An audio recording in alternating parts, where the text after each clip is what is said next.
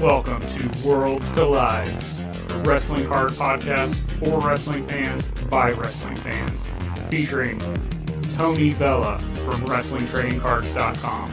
This is like a stock market. And Zhan Morning from Wrestling with Cards on YouTube. And I'm not saying there's a right or wrong answer, I'm just posing the question. Join them as they navigate the world of wrestling cards, helping you build a bigger and better collection and making some money along the way.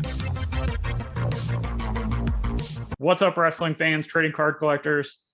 And as I've told you guys before, peek behind the curtain, so to speak. We're not sitting at the gorilla position. We're like in catering. Well, at least I am. But yeah, it's a good place to be. It's safe. Yeah, really. Well, unless it was in the Attitude Era during the hardcore matches, but or back in Memphis in the Tupelo concession stand brawl. But anyway, before we get too off the rails, I told you guys before that we record these kind of in batches at a time based on our schedule, and this is the first time we've been back since the Prizm release. And Tony's had a fantastic video on the WTC YouTube channel with Paul from the Wrestling Card Price Guide going over WWE Prizm. I've got one coming out at the end of this month at the time of recording.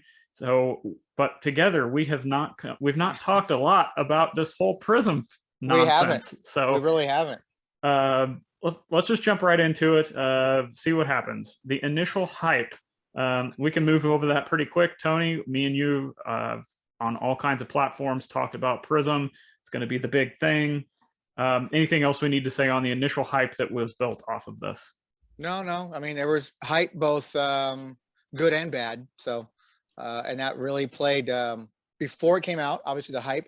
And then when it came out, that good and bad really showed their Absolutely. heads. And we're going to get into that. So off the hype, cards come out. We start seeing cards pop up out of packs, out of breaks, and they're big cards. I mean, we start seeing golds and one-of-ones and all Color kinds blast. of the color blasts were the big ones. Yeah. Yep. We start seeing these pulling like right out the gate, going up on eBay for huge prices, and kind of some mixed opinions on those prices right off the bat. So when it was no shock to me, this is something I expected. What was your thoughts and opinions when you started seeing some of the more big rare cards getting pulled so quickly and then immediately going to eBay? Yeah, but I mean, we saw big cards get pulled quickly, but we didn't see the biggest cards get pulled quickly. We were seeing some good heavy cards coming out, especially those color blasts were the first. That was the very first wave, and they were quick waves too. That was the first wave of color blasts, then gold. I mean, all these things were coming out pretty fast. But again, we talked about it so much, both you and I on our show, both on our individual shows, both as guests, in other shows. We've talked about this, relentlessly for the months leading up to it. So again, I wasn't surprised. And this is coming from someone who's not a Panini Prizm follower. Sure. Like, I don't know the history of their previous products when it came to Prizm stuff. So I was being educated by you or by, other guests that we've had on our shows before, and just kind of trying to put it all together in bits and pieces. So when it came out, whether they came out heavy and hard and high priced, not surprised. Whether it flopped, not surprised. I mean, I wasn't surprised by any of it. So what I was surprised by is something we're probably going to end up talking about here, which was what I call the great wrestling divide. Oh, yeah. That's putting it lightly too. The first thing that kind of started, I guess, putting a little bit of shadiness, and maybe are wrestling cards for Prizm really that big of a deal? And that was the shill bidding and the eBay non-payments that we started But this seeing. happens on everything. Absolutely. This has existed beforehand. It's why it's a big relevant thing now, I believe. It's because, again, everything about our hobby has now gotten a brighter spotlight on it. Yep. So now people are seeing it for, there's something going on in wrestling cards. This is cool. It's not cool. It's ridiculous. It's great. It's whatever. Shill bidding has been there forever since auctions have been around. It's not different. I'm not surprised by any of that. That's expected. I don't care. It's expected in other sports. It's expected in ours too. When you start talking about high dollar items, there's going to be that. There's just going to be that. I think it was a good opportunity for the people who don't believe in wrestling cards to kind of, throw shade at it and be like, oh, here we go again. This is another one of those come and go fly by night pieces of the hobby that People are just coming in to make money on, which again, we're going to talk about that. Which is fine because let's say we got 1,000 new people who collect wrestling cards now out of it. I'm just throwing random stupid numbers out. 1,000. And then those people go like, oh, here's another fly-by night, blah, blah, blah. You know, and 700 of them leave. We still gain 300 new collectors. Yep, absolutely. This is not a bad thing, man.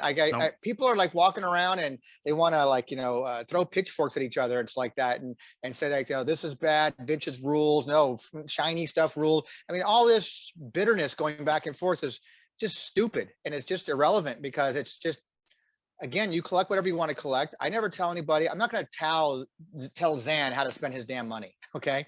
You know, you spend it however you want. If you want to waste $5,000 on a card that's only worth 1,000 to most people, that's on you, dude. That's not me. And all I care is it brought more eyeballs to the freaking hobby.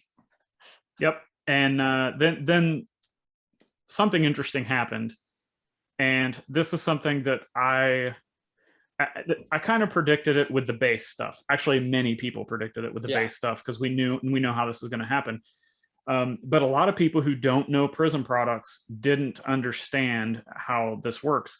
But what got me and what was surprising to me was some of the rare cards that were, you know, the show bid or unpaid. I'm pull numbers out here. Let's say something sold for 5,000, but it went unpaid. So the next time around, it sells for 3, and that goes unpaid. And the next, you know, and it just keeps getting lower and lower and lower until you have, you know, potentially a 5-figure card end up selling for, you know, maybe $900. Yeah. All of a sudden, that erupts with the division within both collectors, investors, both wrestling card collectors, sports card, anybody that had eyes on this WWE Prizm product. It just erupted with people being divided on, this isn't worth this. Yes, it is. You know, all that stuff. So I threw out a lot of stuff there. You take it wherever you want. But it's also, you know, the bottom line on this stuff is it's only worth what someone's willing to pay for it. Yep. Period. Just like anything else. Just like anything else. So again, I don't care too much about, and I'm not a price guy. So I'll leave that to the Pauls and the wrestling card price guide. I'll leave it to those kind of guys. I just care that it created new eyeballs, put new eyeballs on our product. It legitimized, in a sense, our hobby. And I did a WTC short talking about this, where this is what we wanted. Okay. We asked for this. We wanted to be, a pun on Roman Reigns, to be acknowledged. And here we are being acknowledged, just like every other sport we wanted to be acknowledged be like. And now we're complaining about it. Like, oh, our precious little group is now being like, oh, our family just grown, and I don't like that my sister married this guy over here. I have to have his family not coming up for the holidays. I mean, it's all this crap that's going on. It's like, dude, be happy that she's happy, okay? And just collect what you want to collect. Just collect what you want to. Oh, well, it affects my bottom line now, because now I have to go, like, these cards are way more expensive than I want. I'm a Becky Lynch fan, so I have to go out and collect on my Becky Lynch. I'm just picking out a random person. Sure. You know, now it's too expensive. I can't collect it. It's like, you know, be patient. You don't have to have it because it just came out 24 hours ago. Be patient. And as we've seen now, it's been what, almost a month. Yeah. And look how much the prices have dropped on everything across the board. And be like, oh my God, you know what? There's a lot of base cards out there right now. Like, even the base sets have dropped dramatically in pricing. Like, you can almost pick up a complete base set for about $100. Yeah, that's about what I predicted it to be. I think in my mind, I don't know if I said this at some point, but I was like, I bet the base set's going to be around 150 when it all settles down. So I was fairly close, I guess. But it's a huge checklist. There's a lot of cards in there, so sure, I would expect it's a 200 card set. Yeah. I mean, but it's I'm in the market of trying to buy some complete sets from people who want, eventually I like to have something from my store, but it's just people had to wait. They just needed to wait. Everybody it's happened with every product, and I'm guilty of it. I'm sure every collector at some point is guilty of it. Let's specify too that like we saw this with Topps Chrome. We saw this with Topps Finest. It was, they start off really high, people trying to get their players and whatnot, and then it just goes down, except for the super rare high-end cards would start going up Well, later. it'd be your key players or Right. your key wrestlers in this case. Mhm. Anything that was going to be gold or numbered or one of ones, those are always going to continue to keep holding their value, and they'll keep going up as they start changing hands over and over again. Which isn't really a big thing in this hobby because people, they hold on to their stuff for a long time. Yeah, and that's again something that we'll get into in a minute, but lots to touch on today. One thing before we move off this topic that I thought was interesting that I have actually never seen before is we've started seeing the prices of hobby boxes dropping. Oh, big time. And we're even starting to see some of, like, was it Revolution? Like, I think it started out at 300 and then it was like down to like 200 or something like that. This is the first time I've ever seen on a pre-sale. Pre-sales and hobby boxes, once product is released, actually go down in value in such a short period of time. What's your thoughts on that? Yeah, almost daily we were seeing a $50 drop, $100 drop. It was like, what, it peaked at like $1,800 a box, like that at one point, or $1,500 a box. Now I think it's in the $600 to $700 range right now already. Last time I checked, yeah. Which is, I mean, it's more than half. It's dropped so much.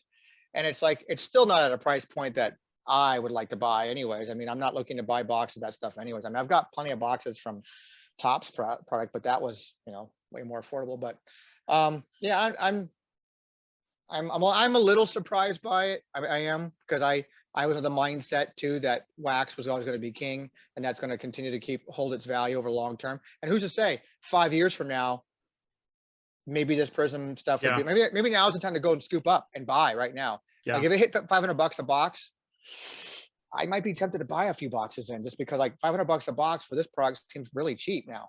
Mm-hmm. I mean, 5 years from now, it could be a $2,000 box or a $1,500 box, but at my $500 price, I mean, do the math. Speaking of boxes, we kind of moved into the next phase, and that's retail. People are freaking out. Hey, I'm seeing WWE Prizm at my Walmart, at my Target, which it's an interesting time that we're in now, because I don't know about you, but not my Walmart, not my Target. I've been to and that's interesting. I've been to so many stores now that are literally bursting at the seams with all kinds of cards. So hang on one second. It says my meeting is going to end in 10 minutes. 9 minutes. That's very strange. Because we've been on talking beforehand. Oh, doesn't care about recording time or not. Okay, well, we'll just keep going. I'll edit it. Okay. So people are picking up all of the retail, and then they're seeing, well, I'm not getting a gold. I'm not getting an autograph. And I'm like, what do you expect? This isn't Topps. Like, what, this. Well, that's why I think that people were expecting upper deck type stuff, that the retail stuff was going to be like, oh wow, I'm getting like one swatch per box or an autograph per box almost, and that's why you couldn't find any AEW. People are like hoarding that stuff. Mm-hmm. Prizm is different. It doesn't work that way. The odds for something good in those blaster boxes is astronomical. So you're lucky if you're finding a low numbered type of card in that product. Yeah, you're going to get some kind of exclusive retail thing inside there, but that's typical Panini from all the homework that I've done, which is, again, people, do your freaking homework. Well, and that's another good point. I never even put together like how good the AEW blasters were. And then, and my argument to that thought process is, go look at what the prices of that stuff is going for compared to the really rare Prizm stuff. And it's like night and day. It is, but that stuff is still held its value though, too. I mean, we just did our monthly recaps, like in hobby boxes of AEW stuff. Still same, 240 to 250 price range. Hasn't dropped in months. Hasn't dropped. Still holding its value. That's a good, decent value, because people will realize after all this time now, hey, there's some stuff in the hobby boxes I can't find in the blasters. Right. So that's still kind of holding its good value, but they're still finding some good key stuff that gives them their money's worth at a $20, $25 blaster box. So where Panini is different. Panini just gives you, you're not going to find any, high end, one of one autograph cards. Well, and do you think it's hard for people to wrap their head around, okay, a green Pulsar out of 25 that's a retail exclusive is actually worth more than what a AEW autograph out of 25 is probably, or out of 50 or whatever. Like, sure. I think it's a little bit hard for some of the traditional wrestling card collectors to understand that don't know the other sports and what. Yeah, again, it's a matter of doing homework. I don't think people are doing their homework and kind of like oh, this is comparable to this product over here. I mean, I don't think they're doing their homework and realizing that. Of course, those numbered at 25, pulls for ones, whatever you call them, those greens, they're tough to pull. They're not, Yeah. they're hard to pull. So that's kind of like your home run if you pull one of those. Right. So we kind of got to a point here recently where we've seen some prices start to stabilize on, like, okay, again, the base to this day is going to continue to go down, I think. Because there's a ton of it being printed. Right. Tons of it being printed. And then we're starting to see some of the other stuff actually go up in value. And I can tell you firsthand, there's been cards I've looked at, and it was maybe of something just kind of watching, and let's say it sold for $20. Well, the next one sells for 40. The next one sells for 50. It's like a slow, gradual climb, which is what I like to see. And I think we're at a really good place now. In fact, I don't know if you saw it, but at the time of recording, we actually just saw the highest publicly sold wrestling card sold. Andre card. Andre Prizm. Yeah, it's a, was it an SGC? I thought it was a BGS. Oh, BGS 7. Yeah, and it's 7. Yeah, see, yeah. That's thing sold for over 15 grand. Whole different discussion on how grades matter, but yeah, it's amazing. Like, and I think you're going to start seeing those other, the golds out of 10, or the first off the line shimmers out of 3, or the white sparkle, like all those really hard to find ones. I think you're going to start seeing those again, of specific talent, not everybody, start slowly, not just overnight, but just real slowly start going up. I think I'm going to be pretty safe with my Dexter Loomis stuff, though. Probably, yeah. How's that been for you? Let's talk about that real quick. People, myself included, we said for the Romans, or the high end guys, Alexa Bliss, Hogan, whoever, it's going to be hard to find financially to track down complete rainbows. But on your other talent, you might have a shot at it. So how's just for any other collectors out there, how's your journey been? I'm just now starting, really. I mean, I kind of waited. I think I've only started collecting on the last week and a half, 2 weeks maybe. I waited a little bit, and I was able to pick off some stuff. I was very nice at some people who listen to us or follow us on social media. I said, hey, you're the Loomis guy. So like, I get kind of now putting that kind of like you do with the cross. Right. Like, oh, you're the Loomis guy. So hey, what are you looking for? I'm like, well, I don't have anything. Well, give me your address. I'm going to send you something. I'm like, oh, well, thanks, man. And they sent me like a refractor or something like that, whatever it was, or what do they call it? There's so many different ones. There's so many different names like that. Yeah. So then went on. I just started looking online. I was able to pluck off. I got like a ruby. I got a red numbered to 299, whatever it is. I picked up a purple. I picked up a green. I've got. I just picked up today. I bought today a cracked ice one. So I mean, and they're all affordable. I mean, they're all really affordable because I my guy basically is kind of low on the. Well, we're in the same boat now. Yeah. He Cross doesn't obviously work for WWE anymore. Loomis just got cut not too long ago. So, and it's not slowing either of us down. So, As a matter of fact, I think I picked up things since he got let go. Yeah, I'm still picking up Cross stuff and still paying a good chunk of change for the super rare stuff. But to kind of close this out, where do you think the future of Prizm is going to go? We've seen so many, the flag bearers. We've seen the negativity towards it. What do you think the future of this inaugural Prizm release will be for wrestling cards? I guess we'll have to find out and wait, I guess. I mean, I would hope that it would go up in value. It's shot down. It's fallen so far that it's going to come a point where it's got no place to go but up, I think, based on its initial release. But it's going to be interesting in the first few weeks or month, I should say, when Select comes out. Yeah, a lot of people are. I think I've seen a lot more people happy with those designs. Yes, and so I'm curious, and they're beautiful looking cards. So I'm curious to see how that affects. But I think the future is going to be okay for Prizm. I really think it's going to be fine. It needs to go up and down and kind of do what it needs to do, and then I think we're going to come to a point where it kind of stabilizes. Maybe we're already there, and then I still don't think it's a bad thing to invest and hold on to some of these boxes at the prices they're at right now. But I think. At worst, it might end up in 5 years or a couple of years to be $1,000 box. Yeah, and I was probably at this point, maybe I was completely off base. I thought they'd be $2,000 boxes by the end of the year, based on the trajectory of past Prizm products of other sports being the first. Now, next year's Prizm probably not going to be like that. No. But I still am a huge believer in hobby boxes, blaster boxes, whatever it is, because go look at the track record of traditional sports and go look at what those first year Prizm boxes are doing. Not only that, look at the rookie cards, the base rookie cards, not even fancy stuff. Look at what those are going for as first year Prizm products. And, you know, I personally can't remember seeing a rookie class in a set being this loaded off of potential. We'll see what happens. We'll see. Since the 2002 Flair Royal Rumble. Like, yeah, well, we'll see. Time will tell for that for sure, right. Because no one predicted that Royal Rumble set to be what it is today, obviously. Right. Now we're playing off like, oh, well, we've got 2 or 3 names in this Panini release that might be something that down the road, like you know, like you said, the O2. The rookie card badge means a huge thing for this. I mean, it means big. Yeah. So I'm still going out there and looking for cards I want, and maybe doing a little bit of prospecting and just, you know, having fun, because that's what it's all about. Yep. All right, so that was kind of a crash course of our thoughts on Prizm. Again, if you want more on this, go back to the WTC YouTube page and make sure to check out the video with Paul and Anand from the Wrestling Card Price Guide. Make sure to check out my YouTube channel, Wrestling with Cards on YouTube. Go ahead and plug that right now for the Market Watch. Normally, I like to take a look at some of the top sales and weird sales and interesting. But instead, I was like, you know what? April was such a Prizm heavy thing. I'm just dedicating it all to Prizm. So you can find more on there. Tony, before we get out of here, let everybody know where they can find you. WrestlingTradingCards.com. Everything is on there. Bottom of every page. All of our social media accounts are right there. And the grading companies just keep clawing and scraping to get more information from you. I'm getting emails almost every week right now. I'm getting from different companies asking for information, usually on older stuff. That's interesting. That shows you what kind of cards people are sending in. We'll talk about more of that later.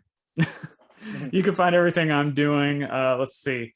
I already said the YouTube channel, Wrestling with Cards on YouTube. Obviously, this podcast, which is available on all popular podcast platforms. Please subscribe if you like this show. Share it with a friend. We're trying to build the listener base continually.